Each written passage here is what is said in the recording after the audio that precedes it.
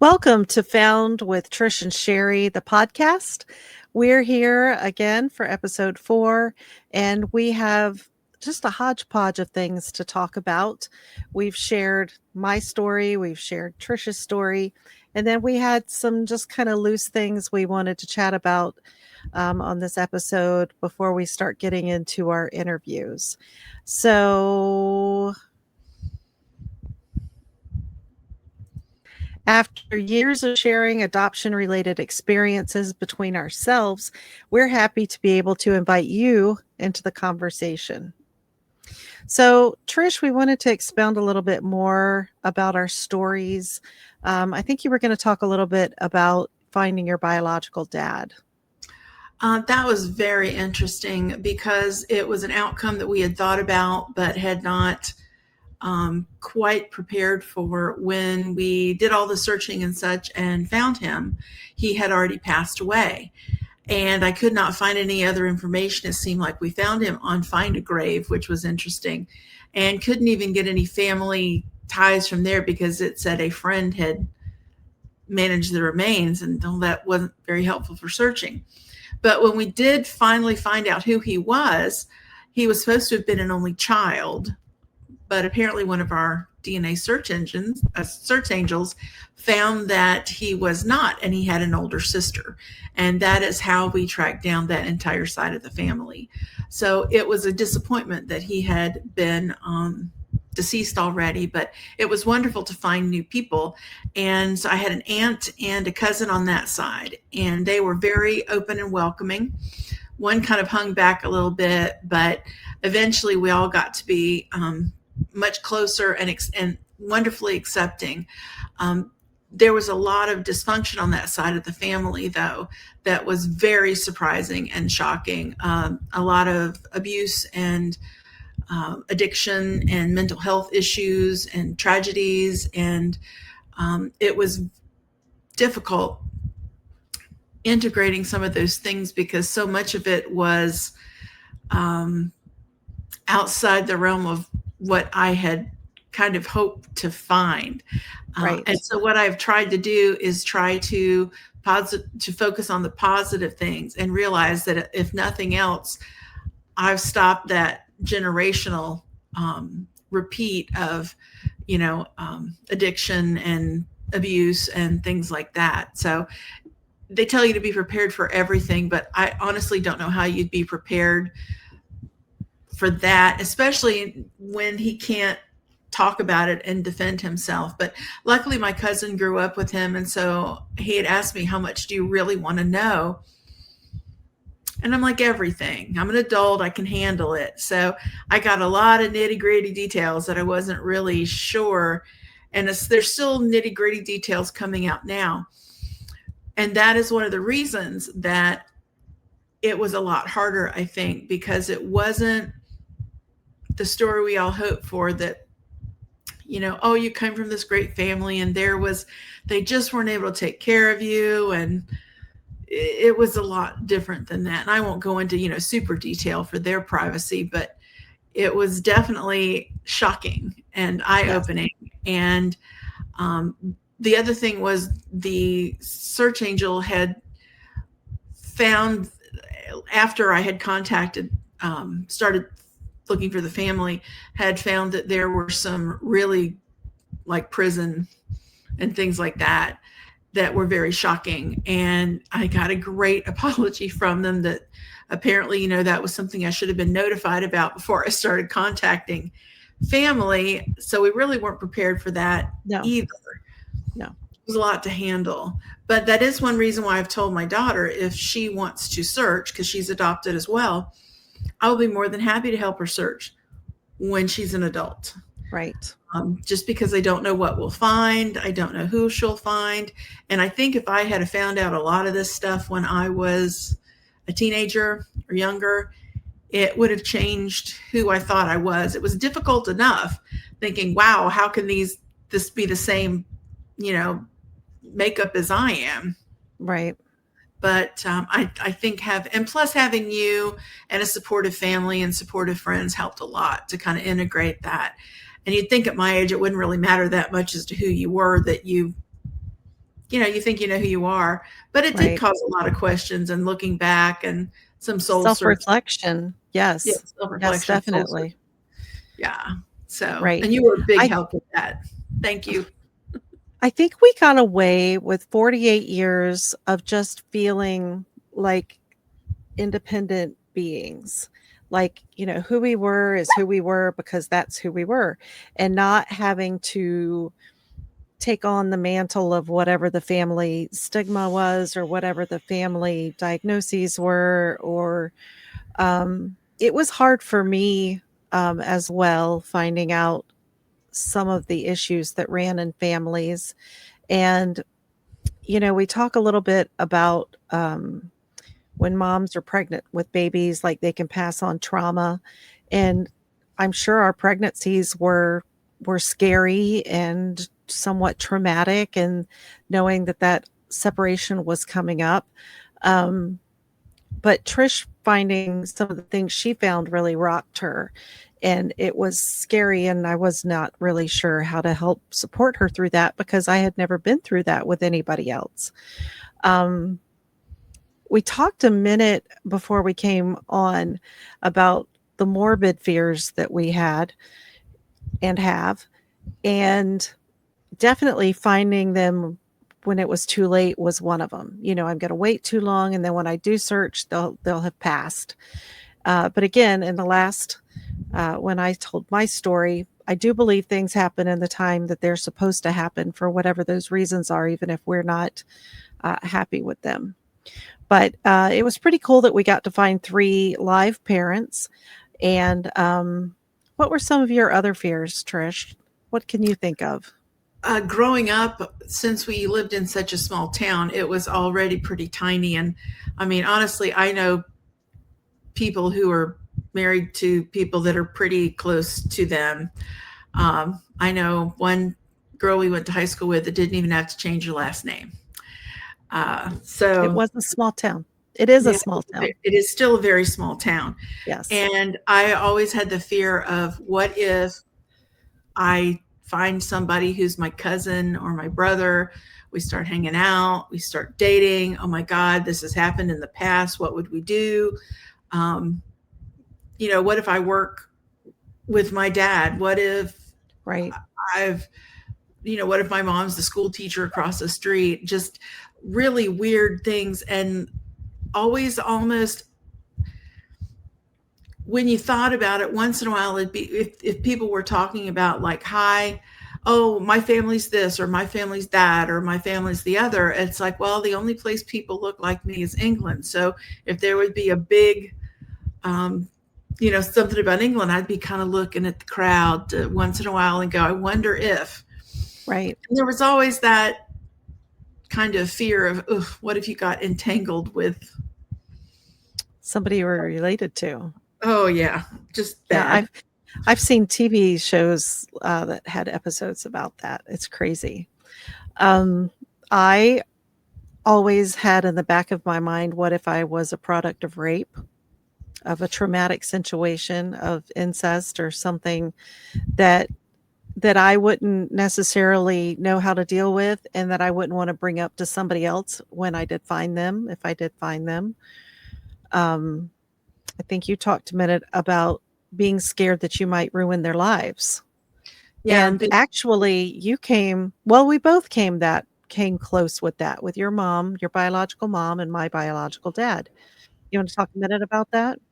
well, I was always scared when I was younger that they've probably forgotten about me.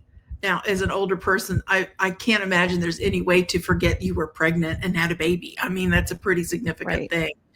Right. But I was always scared they'd forgotten me. They didn't love me. They didn't care about me. And who was I to want that anyway? And just kind of push it away and say, well, they don't know you. It really, they didn't know us. It wasn't about us personally, but your logical brain tells you that. And sometimes it was the thought of, well, if I contact them, am I going to ruin their marriage? Am I going to ruin their relationship with the kids they do have? And I didn't want to do that. I didn't want to bring back past traumas they may have had to heal from or anything like that, which is why I was hesitant to do it. But on the other hand, it turned out so well and so positive. And frankly, I love being alive and I'm happy to be here, even with all these things that were kind of confusing and difficult. And there's more good that came out of it than bad, for Right. sure. Right. But yeah, those And were I kind of took a different approach. I have gone through this like I didn't choose to be here. I didn't do anything, and I am almost entitled to information. And maybe that's our personalities, but we definitely went through that. And, you know, me contacting my siblings when I was told not to on my dad's side, and you have honored that your mom asked you not to contact. So there's definitely a lot of personal approaches, and we had those come through in our searching together. But I think Um, that's what made some of it so interesting for both of us was being able to play devil's advocate for each other. Well, what if they don't want to talk to us? Let's talk that through. What if they do hate us? What if they really have been looking for us all along? How are we going to handle this? What are the possible right. things we could do? And I think it helped a lot having that kind of bounce back and forth. Plus, Yep. while our personalities are a lot alike, in some ways they're very different. Hmm. And it was nice to have that different viewpoint to kind of accept and not be critical or judgmental of each other when we didn't agree, but say, well, that's how you're choosing to do it, Right. not I'm right, you must do it my way. I Right. don't think there's too many people in the adoption arena that their way is the right way. And I just don't think that's true because there's, a million different scenarios and, millions of different personalities and circumstances and things like that. And I think you just have to go with what you're presented and what works best for you while still being respectful and considerate. Right. Well, You know, and at the end of the day, you're the one who lives with how you approach it and what decisions you made. So exactly. you're the one who has to live with it. So make sure it's your decision and not somebody pushing you into it.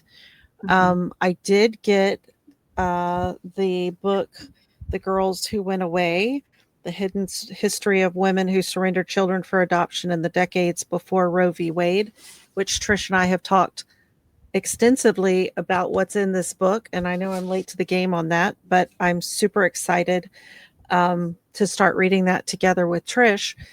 And I always imagined that the day that my biological mother found out she was pregnant with me was the worst day of her life. And that was not true. When I found Carolyn, she said that was absolutely not true. And she talked a lot about how healthy she was eating and how good of care she took of herself and how much she wanted to keep me, but the decision was not hers. And just in the beginning section of this book, that's what the birth moms in this book keep saying. This is the way things were done then. There were no choices. And that is so different for Trish and I think, to think of, because, we're Gen X, and these women were boomers, and generations handle these things differently. Um, Well, and I think the closed adoption part too plays a part with open adoption being so mhm, prevalent, now not exclusive, but very prevalent. right, There's pluses and minuses that I've seen happen with that as well. So I don't think there's any perfect situation right. ever, but it is interesting to see how things have changed through the years. And in some ways, I Hmm. really think it has changed for the better. In that, I think for both of our mothers, birth mothers, that the idea of just putting it away and forced to forget about it and constantly, thinking through the years, did I do the right thing? Wonder what my baby's doing now. And I think that never knowing had to be worse than for a lot of people. I can't say everybody, but for a lot of people, I think that would be worse than never knowing. I know for me, it would Right, be, even if I never had contact, I would still want to know that they were, okay and being cared right, for, even if I didn't know their names or where they were or whatever. So I think in some ways, a lot of our fears and concerns have been made optional instead of demanded. which I think Right. is progress, but just my Yes. opinion. Yeah, I agree.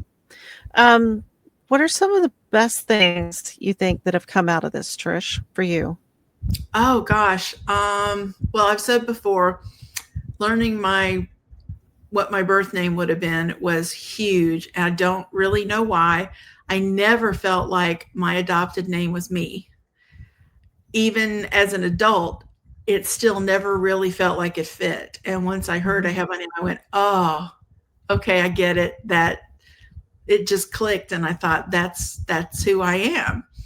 And not to be insulting to my adopted parents, but that was a big thing for me.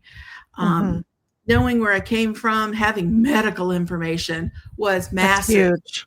That's Oh, it is, huge. especially at this age. I think as things are Mhm. starting to pop up and change and get a little worse and get a little, it's nice to know the Well, history, like know what to look for. And right. So, 2 years ago, so now, years later, my little sister on my maternal side and my brother's wife, my sister-in-law, and I have sibling weekends, sibling Saturday or sibling Sunday, and we go, somewhere new, where we live and try out different food and sit and talk and catch up.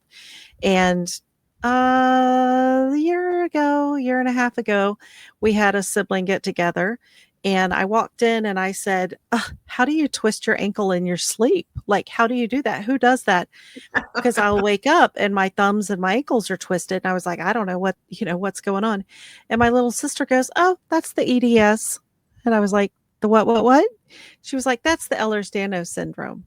And I was like, "What is this you speak of? I've never heard of this." She goes, "Well, mom and I both have it. So you must have it too," which was earth shattering because I'm not used to that. But it started the process of me looking into that. And I actually was on a conference today, learning more about this, that usually is diagnosed in childhood. But, I've been living with it all these years, just not knowing that so many health issues I have goes along with this condition. and wasn't So, it fun the first time you could mark information instead of having to write adopted oh, on the doctor's paper? That we was the talk about weirdest. that in the book. Yeah, it Yes. was the weirdest. I don't know why that always bothered Yes. me so much, but I'm like, there are so many foster kids. There are so many, kids Yeah. with different circumstances. Could you just not put a little box that says unknown, so I don't have to Yes. explain to you every single time that Right. I don't have this, I don't have that, I don't have the other. Just a little box and one word. It's Right. all I wanted. But it was I kind would of go fun to be able into to go, oh wait, I do know. I would go into doctor's appointments and you'd get that chart. I'd write adopted and just put a line straight down. Just made my own space. Um, but now that I do have some history, it's medical history, like, an aunt had this or whatever. But I'm like, I can't remember what kind that was. Like, it's not like part of my ingrained history that I lived through with them. It's just something I checked off in my brain, but don't necessarily have an experience to attach to that. So I am so thankful for the medical history, and yet it's not our history. So it's still a little weird, but Well, now the yeah, but it EDS is. will be the shared history. Yes. I'm so And thankful I for think it though. having a sibling for the first time has been really neat, but also really difficult because I don't have that back history. We don't have Mhm. shared parents. We don't have growing up. We don't have all that. While she's just a delightful and wonderful person, I've enjoyed getting to know her and her family. It's still not ever going to be the same as having an actual, like you grew up with them sibling. And I'm still not sure I understand exactly that DNA family connection. It still feels like, yes, I'm connected to those people in a way I don't really fully, don't think I comprehend. Uh, Mentally, I get it. Emotionally, I'm not sure I do. Well, and you But it, grew up as an only child too. yeah, So you had no experience with a sibling. yeah. I didn't have a lot of cousins or tons of Right. family around either. So it was, yeah, it was really interesting finding those connections. And I've really enjoyed them. And the idea of having uh, somebody who's about my age that we can talk about and share things with and talk about the past and what do you know about the family and what have I found, and hey, it's like, oh, I didn't know about that marriage and that kind of thing. Mhm. I also think it was really fun that I went around. I don't do it anymore, but for the first few months it was like, oh, let's just say the last name was Peach. I'm a Peach girl. I'm a Peach girl. Right. I'm one of the Peach girls. And it was Yes. just such a neat thing to go, wow, I fit. Yes. Um, how does this sound? I'm like them. I could be like them. I bet there are people that look like me, and just all this kind of weird stuff. I can't say it fundamentally changed who I was, but it certainly was a bigger emotional roller coaster than I ever expected. Right. The whole thing has been, but Yes. in a good way. Yes. And in many, many unexpected ways. Many, Yeah, many. I found, so I grew up with my sister and then we adopted my brother. So I did grow up with siblings. My brother and I didn't share I didn't share biology with any of them, but my Right. sister was biologically my parents' child. So they shared some biology. Um, but finding siblings. So when I found my biologicals, I'm the oldest of 10, and that was really cool. That is still very cool. I have thoroughly enjoyed that. Um, and How like, did it go between your you have some siblings that are birth siblings now that you know of, but you right, also have adopted siblings that you're right, now adopted related through your birth parent. How's that right. go? Well, so that's interesting. So when I first found my family, I am my mother's oldest child, firstborn. And then she had a son who's close to my age. And then she and her husband adopted 3 kids out of foster care. All of those 4 kids grew up in that household together. My brother and the 3 siblings out of foster care grew up together in the same house at the same time. And then the 3 siblings who were adopted out of foster care, one at a time, earlier than, high school graduation, as I understand, left home, which left my brother there when the 3 younger biological kids were born. So then they had 2 more sons and a daughter. So A big, those big gap. generations did not live in the same house together. And so when I came into the picture, my birth mom was kind of reestablishing a relationship with those older kids, and the 3 younger kids were very close. And you'd ask one set of siblings a question, they'll be like, I don't know, I didn't grow up with them. And so it was kind of like a split family to begin with. It wasn't like, there's 7 of them and they're all super close and grew up together and had the same history. So it's Had already to kind of birth other families at the same time. right. Well, even in my own personal life, I have an ex-husband and had 2 children, and then they are 10 and 12 years older than my last 2 children. So I personally have 2 sets of children who really did grow up in different circumstances, but in the same house. I've heard it said, and I love this, that no child has the same parents, even in the same household.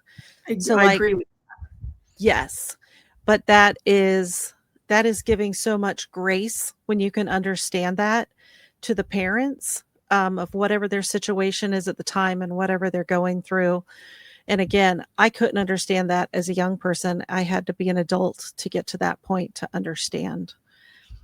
Um, One of the things that I thought was really cool was learning about my grandparents and my great grandparents. When I talk about another writing another book, I call it main characters because these people were wild. These people had the craziest lives. We think, back in the old day, things were like cookie cutter and boring. Oh no, no, no, no, no, not my crew.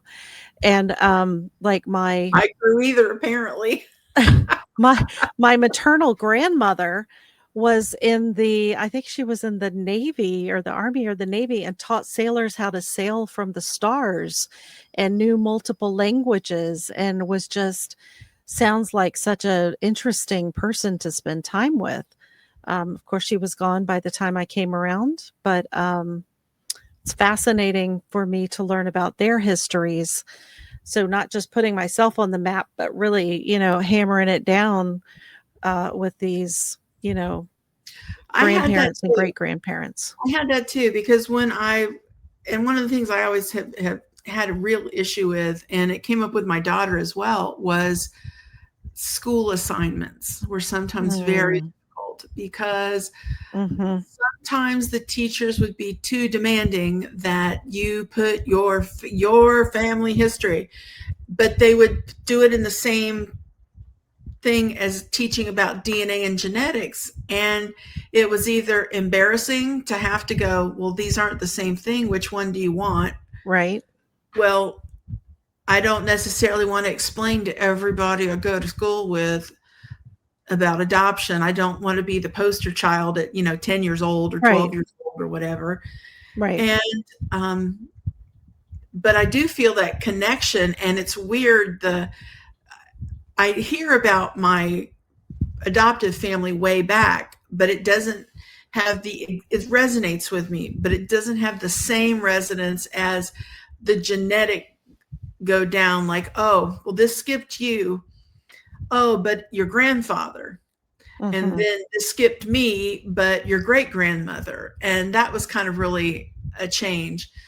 But I think one of the, like I was saying with the school project, I had sat down at a game where my daughter was cheerleader and sat with another mom who's was also helping and volunteering, and got to talking a little bit about how I hated that they were still doing this project this way, that my daughter really didn't want to have to tell everybody her story and explain it and, make herself kind of stand out. And long story short, it ended up being the teacher. And she said, oh, I never thought about it that way. And I said, well, with as many, foster kids and Yeah, adopted kids and IVF kids and all that, you would think that there would be a way to do this. And she goes, well, how would you do it? And I said, I would offer them to follow a family. Doesn't have to be your family, doesn't have to be their family. As long as they're getting the message, this is how genetics work. This is right. how a family tree works. You can make, because you and I both have two Mhm. family trees, We one do. adopted, one birth. We But had I, 2 families. right. And she did change it so that my daughter was able to put in none of our family, but a family friend who had just done all their genealogy. So she learned the lesson of how trees work, how genetics work, all that kind Mhm. of stuff, without having to put herself out at a time that she didn't, may or may not have been comfortable with it. And Right, I hope that that is a message that gets out to a lot of the school systems, because that is very uncomfortable. Even in the right, best circumstances, you don't necessarily want to become the topic of conversation for something you can't control. right, right. I think, as we came into this podcast, we were talking a lot about our experiences are adoption related, but how many other stories there are that don't necessarily have that component of adoption. It can be any DNA related stories. We've heard about all these stories of sperm donors connecting with their children. You see it on TV, or you read about it in an article. This guy had X amount of children and he actually met some of them. And that's pretty wild, you Well, we know. have a story about that in the book for someone who had originally donated when that was a beginning thing. And Hmm. he's now in his 90s and has Right, found family, and some of it worked out well and some of it didn't. right. Um, but yeah, it's a lot of the same issues, I think, and especially with a lot of the Yes. DNA stuff, people are not as, I think the communities that are building are new. There's not a lot of background. It's not like we've got 40 years of searches Right, behind the DNA stuff. And it's really, from the people we've talked to, at least, and what we've read, seems to be a lot of the same issues. Do I tell them? Do I contact them? What do I say? How do I not Mhm. disturb their life? How do I not scare them off? How do I approach them? How do I Yes, approach them? How right, do I let them know I'm not here for money? I don't want something. I'm not here to ruin your life or shame you or embarrass you, right, um, and get to that point. right, right. I agree. I think we both have had a lot of people in our lives who didn't understand why we would search or why we would contact them. True. And I think that includes our birth families. Um, yeah, I don't know what to say Yes. about that. My mom, my adoptive mom, sometimes would say, growing up, well, I don't know why you would want to search. You have a family. Mhm. And then other times she'd be like, well, of course I'd want to search. I'd want to know. Mhm. Well, it's two different messages. So it was Right. hard to figure out and what was real. But when we finally decided to look this time, I did ask, and I know that's not everybody's cup of tea, um, but I'm definitely more the ask people around me, because I didn't want to hurt her. Right. And I mean, she did do the heavy lifting. She and my Right. adopted dad did the heavy lifting of raising me and putting up with me and putting up with my pink hair and my concert wild days and all that kind of stuff. So Right. I wanted to make sure she was okay with it. And And she was, my parents always encouraged me to look. I'm dyslexic. They diagnosed it my freshman year in college, and she was like, "Well, of course, this is going to make you find your biological mother." When I had my first child, well, of course, you're going to find your biological. This is part of your DNA. They were always pushing me to look and find. Um, and they thought it was the coolest thing that I had found them through a DNA kit, because they had no concept of how all of that could work, with our DNA detective in Australia and Facebook. And it was a lot of resources that we had at the tip of our fingers that helped it happen that just weren't available to us in the past. And my parents just were older and couldn't understand how all of that had worked. my, At first it go ahead. well, one of my things I think that was kind of confusing was going through the open adoption, the rights to records, the things like that. Like, I had one point called my adoption agency when I was in college. I had had some real medical issues. And knowing that there was a person sitting there looking at all of my information that I wasn't allowed to have Right. upset me greatly, because I'm like, how I know that it was supposed to be a closed adoption, but it just didn't seem fair that some stranger could look and Mhm. have all their information at their fingertips, yet I had to pay a fortune and had to go through all this rigmarole to get that. It just, I'm still having trouble squaring that circle, but the DNA has kind of taken that out of other people's hands. Correct. And I'm here for that. I mentioned before that if we had gone through attorneys or private detectives, they could have found our biologicals, and if the biologicals had said they weren't interested, then even if we had, paid them for this search, they would have just told us, nope, it's not going to happen. I um liked the fact that we were in control. We were in the driver's seat. Now, once we got to them, if they had said they weren't interested, that would have been it, but at least we had tried. And then we at Oh, least knew some things. Yeah, don't what's up? forget the time we called what was set to be my sister. Right? We had, I knew I had family here, just across the river from me, that was DNA family, but I didn't really know exactly who at that time. Mhm. And it came up on some of those, you search for such and such, whatever. And the DNA detective sent me something, or I looked something, I can't remember which one it was. It's been so much that's happened.